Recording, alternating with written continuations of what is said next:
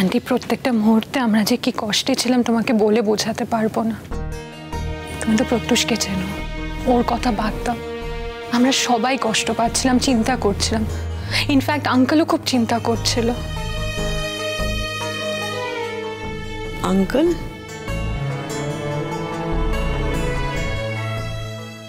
কোন আঙ্কেল?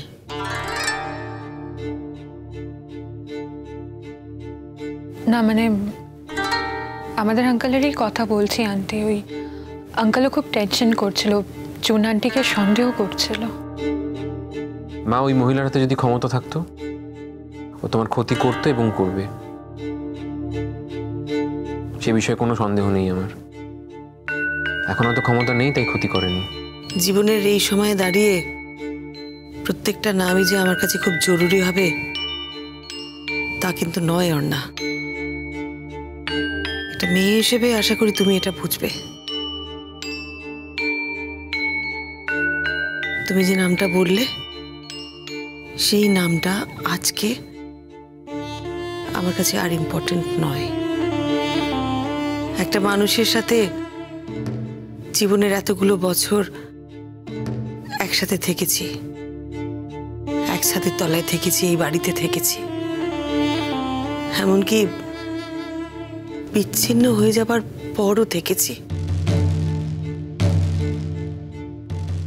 তো সে আমার জন্য একটু একটু চিন্তা করতেই পারে, সেটা তো খুবই স্বাভাবিক। কিন্তু তার মানে এই নয় যে এই কথাটা জানার পরে আমি খুব উত্তেজিত হয়ে যাব, খুব আনন্দিত হব। যে নামটাকে আমি আমার জীবন থেকে বাদ দিয়ে দিয়েছি, সেই নামটাকে আমি আর আমার জীবনের সাথে কোনোভাবে জড়াতে চাই না। আশা করি তুমি এটা বুঝতে পেরেছো না? আই এম সরি আন্টি, আমি আর কখনো বলবো না। দেখো, এই সমস্ত কারণে তোমাদের বিয়ের প্রস্তুতি নিতেও তো কত দেরি হয়ে গেল না। মানে আর তো বেশি সময় নেই, এবার আমাকে যা হোক করে উঠে পড়ে লাগতেই হবে। ও হ্যাঁ, বলছিলাম যে অর্ণা, তোমার বাবা মাকে কি একবার আসতে বলবে? না, তুমি যদি বলো আমিও বলতে পারি। আন্টি আমি না নিজে থেকে কোনো কথা বলতে চাই না। ওদের সাথে কথা বলবো, তখন যদি প্রত্যুষকে ছোট বড় কথা বলে সেটা আমার ভালো লাগবে না। আমি এটাও বলবো তুমি কোনো কথা বলো না। তোমাকেও যদি ছোট বড় কোনো কথা বলে সেটা আমি মেনে নিতে পারবো না আন্টি। আচ্ছা, সেটা ঠিক আছে অর্ণা, কিন্তু তুই বিয়ে করছিস সেটা একবার জানানো উচিত, এই ইনফরমেশনটা দেওয়া উচিত। দেখ, তুই তো পারমিশন নিচ্ছিস না, জাস্ট ইনফর্ম করছিস। সেই দিনগুলোর কথা তুই ভুলে গেছিস? কিচ্ছু ভুলিনি অর্ণা, সব কিছু মনে আছে। তবে এই মুহূর্তে দাঁড়িয়ে, এই সময় দাঁড়িয়ে মনে হচ্ছে সেদিন তোর বাবা মা ওই ডিসিশনটা নিয়েছিল বলেই কিন্তু সংকল্পের সাথে তোর বাবা মার পরিচয় হয়। দেখ, আমার বা তোর জীবনে সংকল্পে কিন্তু একটা ইম্প্যাক্ট আছে। তোর জীবনে সংকল্পের ভূমিকা তুই কিন্তু অস্বীকার করতে পারিস না। প্রত্যুষ, আমার জীবনে সংকল্পের ভূমিকা আছে বলে সেই দিনগুলোর কথা, আমার বাবা মা যা করেছিল সে কথা আমি কিছুতেই ভুলে যেতে পারবো না। মা, আমি কিন্তু ছোটুকে কোনোভাবেই ক্ষমা করতে পারবো না। আমি অলরেডি পুলিশে ইনফর্ম করে দিয়েছি, এরপর শুধুমাত্র খুঁজে পাওয়ার অপেক্ষা। হ্যাঁ, কিন্তু ওই দিঠির মনের উপরে খুব চাপ পড়ছে, জানিস তো? তো মনের উপর তো চাপ পড়ারই কথা না। আমি বুঝতে পারছি না, দিঠি এত বড় একটা ব্লান্ডার করলো, তারপর তুমি বলছো মনের উপর চাপ পড়ছে। হ্যাঁ, চাপ পড়বে নাই বা কেন? ও এমন একটা ছেলেকে ভালোবেসেছে মা, যে ছেলেটা তোমায় খুন করার চেষ্টা করেছিল। রিঙ্কা, আমি না একটা কথা বুঝতে পারছি না। দেখ, ছেলেটা তো আমাকে মারবে বলে ওখান থেকে নিয়ে বেরোলো, কিন্তু আমাকে মারলো না, না মেরে আমাকে বাড়িতে পৌঁছে দিয়ে চলে গেল। কেন? মা, তুমি সরল বলে বুঝতে পারছো না। খুব সিম্পল লজিক। ছেলেটা বুঝতে পেরেছিল যে পুলিশ ওকে পাগলের মতো খুঁজছে, যে কোনো দিনও ধরা পড়ে যাবে। ও সত্যি যদি তোমায় খুন করার চেষ্টা করতো, কোনোভাবেই পুলিশের হাত থেকে বাঁচতে পারতো না, সেটাও ক্লিয়ারলি বুঝতে পেরেছিল। আমি একটা অন্য জিনিস কিছুতেই বুঝতে পারছি না। ও কেন তোমায় কিডন্যাপ করলো, কেনই বা খুন করার চেষ্টা করলো? আমি লজিকটা জাস্ট বুঝতে পারছি না। ছেলেটার উদ্দেশ্যটা কি? আমি জানি না অন্য কি উদ্দেশ্য। আমি সত্যি কথা বলছি, আমি জানতে চাইও না। হয়তো মায়ের প্রপার্টি। প্রত্যুষ শোন, আন্টি চলে গেলে যে দিঠি পুরো অংশের প্রপার্টিটা পেয়ে যাবে তা তো নয়। আন্টি বেঁচে থাকলেও তো দিঠি প্রপার্টিটা পেতে পারে। আর দিঠি তো ছেলেটাকে বিয়ে করতে চেয়েছিল, আমি যতদূর শুনেছি ছেলেটাই রিফিউজ করেছে। ওসব না নাটক, ভালো মানুষ সাজার অভিনয়। খুব তো ভালো মানুষ সাজছিল, মাকে ফোন করে কথা বলছিল, পরে ওই কিন্তু মাকে খুন করতে চেয়েছিল। মায়ের সাথে ইন্টারাকশন হয়েছে, মাকে জিজ্ঞাসা কর। আমাকে কি বলেছিল বলতো? বলেছিল যে আপনি গাড়িতে উঠুন, আপনাকে এখানে মারবো না, এখান থেকে অন্য কোথাও নিয়ে যাব, সেখানে গিয়ে আপনাকে মেরে আপনার বডিটা লোপাট করে দেবো। মায়ের উপর কতটা মেন্টাল টর্চার করছে বুঝতে পারছিস? মাকে অনেকদিন কিন্তু কিডন্যাপ করে রেখেছিল, তারপর ইচ্ছে করে মায়ের সামনে কথাগুলো বলছে। একটা মানুষকে কানের কাছে বলা হচ্ছে তাকে খুন করা হবে, অথচ তাকে বলা হচ্ছে আপনি গাড়ি করে ট্রাভেল করুন। কতটা মেন্টাল স্ট্রেস বলতো? আমি এই ছেলেটাকে কিছুতেই ছাড়বো না।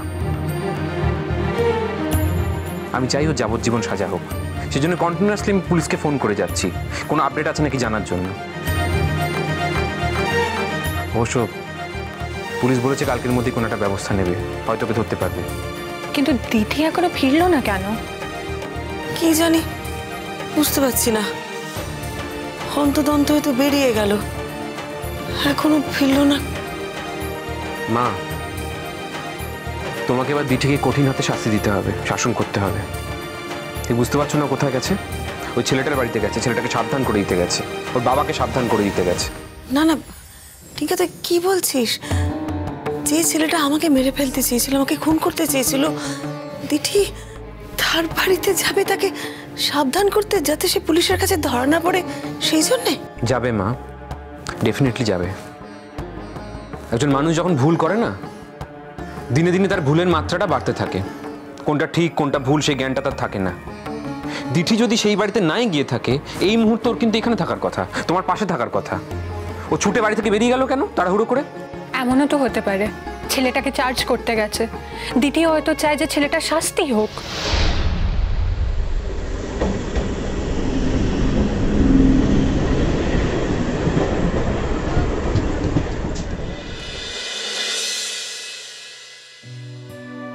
ঐতিহ্য, এখন নিশ্চয়ই ব্যথা ট্যাথা খুব একটা নেই, সাপোর্ট নেওয়ার দরকার পড়বে না। দিঠি, আমার দেরি হয়ে যাচ্ছে, আমাকে কিন্তু এগোতে হবে। কোনো ঠিকানা? বললাম না, আজ থেকে আমি ঠিকানাহীন। আজ থেকে আমার কোনো ঠিকানা নেই। সব ঠিকানা আমি এক অজানা নদীর জলে ভাসিয়ে দিয়েছি, আর সেগুলো নৌকা হয়ে ভেসে চলে গেছে অনেক দূরে। বাকি জীবনটা ঠিকানাহীন হয়ে কাটাবার শপথ নিচ্ছি আমি। আমাকে আর পিছু ডেকো না। আর কোনোদিন দেখা হবে না ঐতিহ্য। আচ্ছা দিঠি, নিজের মায়ের খুনির সাথে দেখা করার এত ইচ্ছে কেন তোমার? কিরকম মেয়ে তুমি? ঐতিহ্য, আমার মনে বরাবরই সংশয় ছিল, আর আজও আছে। আমি কোনোদিনই মন থেকে পুরোপুরি বিশ্বাস করতে পারিনি যে তুমি আমার মায়ের কোনো ক্ষতি করতে পারো। এ কথাগুলো এখন বলে তো কোনো লাভ নেই দিঠি। তুমি নিজেই স্বীকার করেছো, নিজের মুখেই বলেছো, ইনফ্যাক্ট আজও বলেছো মাধবপুর থেকে বেরিয়ে। তুমি শুধু আমার মুখের কথাটাই শুনেছ, আমার মনের কথা শুনতে পাওনি। মনের কথা তারা শুনতে পায় যাদের মন আছে দিঠি। আমার কি মন আছে? তাহলে আমি তোমার মনের কথা কি করে শুনবো? তুমি ভাবলে কি করে যে আমি তোমার মনের কথা শুনতে পাবো? আমার সব স্বপ্ন এভাবে গুঁড়িয়ে দিও না ঐতিহ্য। তোমার স্বপ্ন গুঁড়িয়ে দেওয়ার ক্ষমতা আমার নেই দিঠি। আমার মতন একটা ঠিকানাহীন মানুষ তোমার স্বপ্নকে ভেঙে দেবে কি করে? তোমার স্বপ্নকে তুমি অবিচল রেখো, অবিকল রেখো।